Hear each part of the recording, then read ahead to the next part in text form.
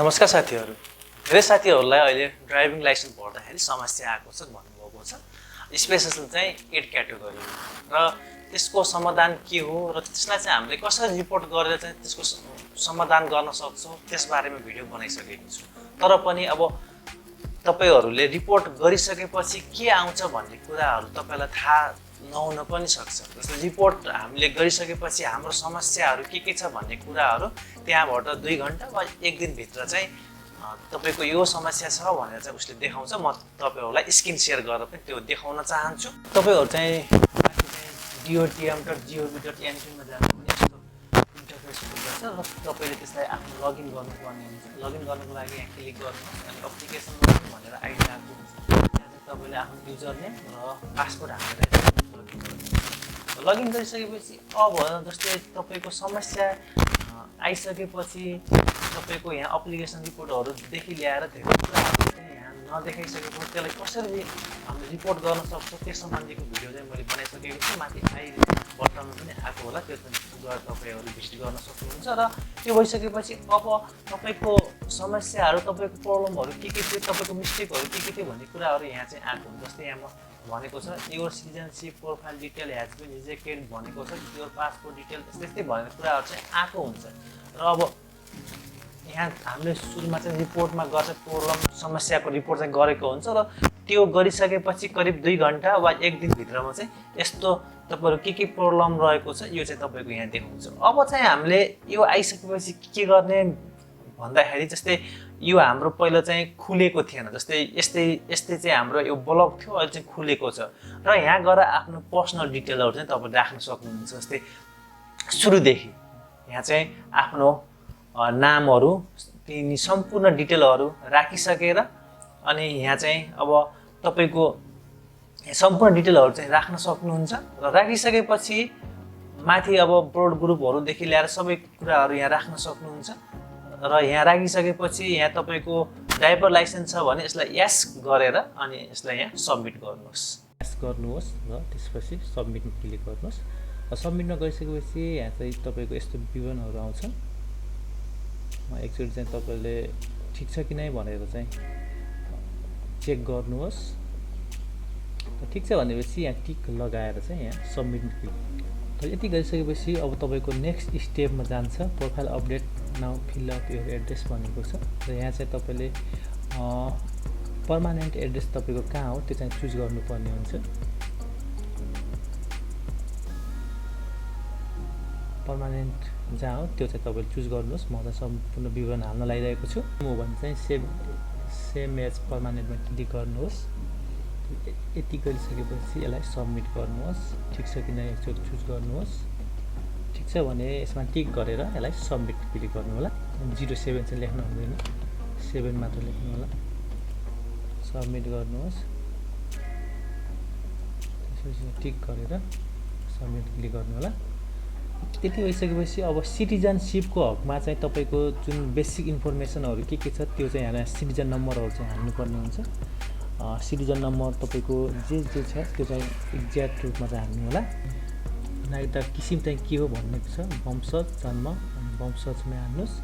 अनि जारी जिल्ला कहाँबाट जारी भएको हो त्यो चाहिँ पछाडी हुन्छ, त्यो चाहिँ हेर्नु होला। र इस्यु डेट चाहिँ कहिलेको हो भन्ने कुराहरु पनि पछाडी उल्लेख गरिएको हुन्छ, त्यो चाहिँ तपाईले हाल्नुपर्ने हुन्छ। अनि तपाईले यहाँ फोटो हाल्नुपर्ने हुन्छ, जुन सिटिजनशिपको अगाडिको भाग र पछाडीको भाग चाहिँ हाल्नुपर्ने हुन्छ। सम्पूर्ण हालिसकेपछि चाहिँ यसलाई सबमिट गर्नुहोस्। ठीक छ भने चाहिँ यहाँ टिक गर्नुहोस् अनि यहाँ सबमिट गर्नु होला। अब यति भइसकेपछि अब तपाईहरुको यहाँ चाहिँ एड्रेस अन सिटिजनशिप नागरिकतामा भएको ठेगाना भनेको छ। जुन चाहिँ तपाईको नागरिकतामा भएको ठेगाना चाहिँ पहिलोको ठेगाना भएको हुनाले यहाँ जोन छान्नु होला। त्यहाँ चाहिँ तपाईको अञ्चलहरु सम्पूर्ण भएको हुनाले अनि हामी चाहिँ पहिला प्राप्ति अञ्चल डिस्ट्रिक्ट चाहिँ दाङ यो सम्पूर्ण भरिसकेपछि चाहिँ यहाँ सबमिटमा क्लिक गर्नु होला। ठीक छ कि नै चुज गर्नुहोस्। ठीक छ भने चाहिँ यहाँ सबमिट क्लिक गर्नुहोस्। र यति गरिसकेपछि जुन हाम्रो माथि चाहिँ आएको थियो citizen detail save now you can process with application process भनेको छ एउटा हाम्रो यो चाहिँ मिल्यो र त्यसपछि अघि नै जुन पासपोर्ट डिटेल चाहिँ यहाँ खुलेको थिएन अहिले चाहिँ यहाँ पासपोर्ट डिटेलहरू पनि खुलिसकेको छ त्यहाँ अप्लाईमा क्लिक गर्नुहोस् यहाँ पासपोर्ट नम्बर यो चाहिँ हान्ने पनि हुन्छ ठिकै छ यो पासपोर्ट नम्बर तपाईँले नहानेपछि नराखे पनि केही फरक पर्दैन चाहिँ लाइसेन्स डिटेलमा जानुहोस् लाइसेन्स डिटेलमा जाँदाखेरि लाइसेन्स नम्बर चाहिँ यहाँ हान्नुपर्ने हुन्छ तपाईँले लाइसेन्स नम्बर चाहिँ तपाईँले यहाँ हान्नुहोस् त्यति हानिसकेपछि अब इस्यु डेट जारी मिति चाहिँ कहिले चाहिँ जारी गरेको हो भन्ने कुराहरू हुन्छ त्यो चाहिँ तपाईँको इस्यु डेट पनि त्यही नै लेखेको हुन्छ त्यो चाहिँ तपाईँले हाल्नु होला सम्पूर्ण डिटेलहरू हालिसकेपछि अब चाहिँ यो कुन क्याटेगोरीको हो भन्ने कुराहरू चाहिँ हाल्नुपर्छ यो चाहिँ मेरो ए क्याटेगोरीको हो क्याटेगोरी वर्ग चाहिँ ए हो र ए भइसकेपछि अब यसलाई सबमिट गर्नु हो सबमिट गर्दाखेरि यहाँ तपाईँको लाइसेन्स नम्बरहरू सम्पूर्ण आएको हुन्छ यो ठिक छ कि नै एकचोटि चुज गर्नु हेर्नुहोस् र ठिक छ भने चाहिँ यहाँ टिक गरेर यहाँ सबमिटमा क्लिक गर्नु होला यति भइसकेपछि जुन हाम्रो licence detail submit now you can process भनेको थियो जहाँ थियो यो चाहिँ हाम्रो लाइसेन्स इज एप्रुभ भनेर चाहिँ process after licence is approve भनेर आइसकेको छ र अब बाँकी हाम्रो एप्लिकेसन हेज बिन रिजेक्टेड भनेको छ अब यो चाहिँ यो गरिसकेपछि अब हाम्रो यहाँ अप्लाई फर न्यू क्याटेगोरी वर्ग थप आवेदनमा चाहिँ यो चाहिँ डिस्प्ले भइसकेको छ र यति भइसकेपछि यसमा टिक गर्नुहोस् टिक गरिसकेपछि तपाईँहरू चाहिँ यहाँ टिक गरेर नेक्स्टमा जानुहोस् र नेक्स्टमा गइसकेपछि अब तपाईँले कुन क्याटेगोरीको चाहिँ फिलअप गर्दै हुनुहुन्छ त्यो चाहिँ चुज गर्नुपर्ने हुन्छ मसँग चाहिँ ए क्याटेगोरीको भएको हुनाले मेरो बीसी अनि अरू चाहिँ डिस्प्ले भएको छ तर ए क्याटेगोरी चाहिँ मेरो यहाँ छैन तपाईँहरूको पनि जुन क्याटेगोरीको लाइसेन्स छ त्यो चाहिँ यसमा डिस्प्ले भएको हुँदैन र त्यो बाहेकको अरू क्याटेगोरीको चाहिँ यहाँ सो गरेको हुन्छ जस्तै मैले चाहिँ यहाँ बीको चुज गर्छु यति गरिसकेपछि यहाँ नेक्स्टमा क्लिक गरौँ र नेक्स्टमा क्लिक गरिसकेपछि अब यो प्रोभिजन प्रदेश चाहिँ कुन हो भन्ने कुराहरू चाहिँ यहाँ भएको हुन्छ म लुम्बिनी प्रदेश अनि कुन अफिसबाट लिँदै हुनुहुन्छ तपाईँ जुन ठाउँमा तपाईँलाई पाएको पर्छ त्यो ठाउँबाट लिन सक्नुहुन्छ र यति भइसकेपछि यहाँ अप्लाई तपाईँले अर्जेन्ट गर्ने हो भने यसमा क्लिक गर्नु होला र यसमा क्लिक गरिसकेपछि के कारणले हो भन्ने कुराहरू चाहिँ यति यति तपाईँहरूको सम्पूर्ण आएको हुन्छ र अर्जेन्ट होइन भने यसमा चाहिँ चुज नगरिकन चाहिँ यहाँ नेक्स्टमा क्लिक गर्नु होला र नेक्स्टमा क्लिक गरिसकेपछि अहिले चाहिँ धेरैको समस्या भनेको चाहिँ के छ भने तपाईँको 8 क्याटेगोरीमा जुन तपाईँले मिति चयन गर्ने हुन्छ डिजायर्ड डेट चाहिँ चयन गर्नुपर्ने हुन्छ यसमा चाहिँ एकदमै समस्या रहेको छ धेरै साथीहरूको जस्तै यहाँ मैले अब 8 क्याटेगोरी अन्तर्गत चाहिँ डिजायर्ड डेट मिति चयन गर्दाखेरि यहाँ कोटा फेल्ड भनेको छ यतिको लागि भनेको छ यो मैले पहिलो अप्लाई गरेको थिएँ र अब डिजायर्ड डेट चेन्ज गर्नको लागि के गर्नुपर्छ भने चाहिँ तपाईँले यसमा क्लिक गर्नुहोस् र यसमा क्लिक गरिसकेपछि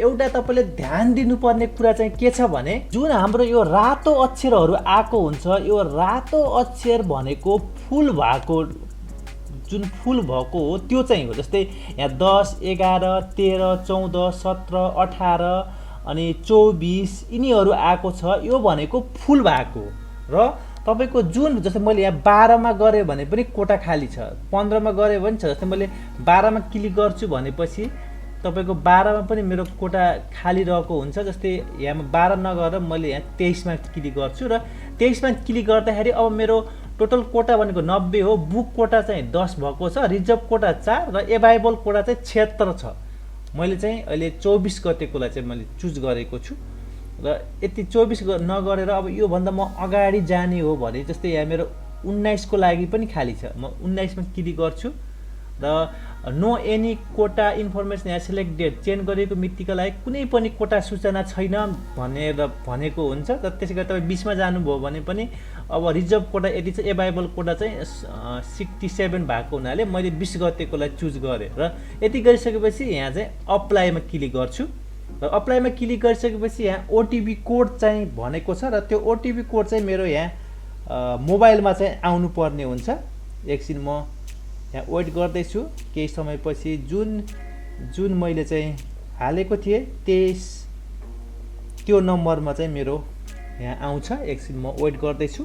र साथीहरू चाहिँ एकदमै कन्फ्युज हुनुभएको छ। अब यो भिडियो हेरिसकेपछि तपाईँलाई कतै तपाईँ कन्फ्युज हुनुभयो भने मलाई तपाईँले डाइरेक्ट सोसल मिडियाको लिङ्कहरू जुनसुकै फेसबुक, ट्विटर होइन जेमा पनि तपाईँले मलाई म्यासेज गर्न सक्नुहुन्छ। त्यसै गरी यस युट्युब च्यानल जुन तपाईँले भिडियो हेर्नुभएको छ त्यसमा कमेन्ट गरेर पनि तपाईँले मलाई सोध्न सक्नुहुनेछ।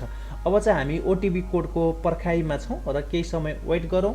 अझैसम्म पनि आएको छैन र यहाँ आइसक्यो र ओटिपी तपाईँले DOTMबाट चाहिँ ओटिपी आइसकेको छ। जुन नम्बर रहेको छ त्यो चाहिँ तपाईँले हान्नु होला 59 अनि 3922 र 59 अनि 593922 अनि कन्फर्म गर्नुहोस्।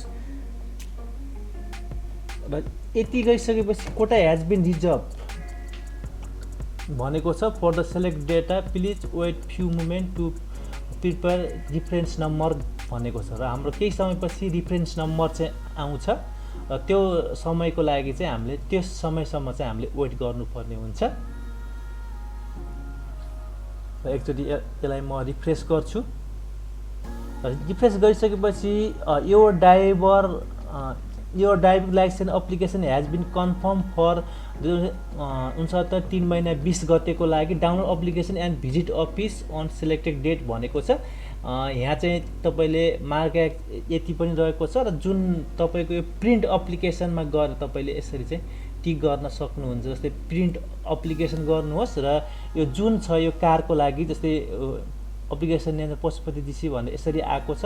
यहाँ चाहिँ यो चाहिँ तपाईँले प्रिन्ट गरेर जुन तपाईँको भिजिट डेट भनेर तपाईँको यहाँनिर सो गरेको हुन्छ 7 महिना 4 यानि कि मेरो जुलाईको 4 मा चाहिँ परेको छ।